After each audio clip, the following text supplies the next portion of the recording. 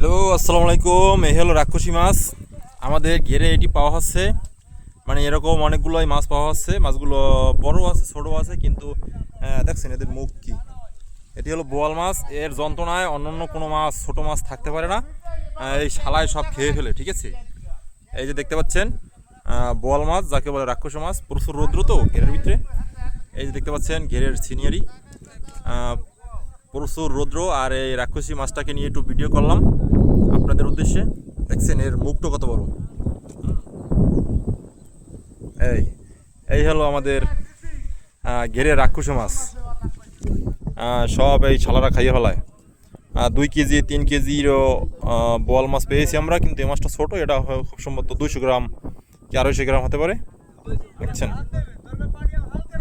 আসো না মরছো।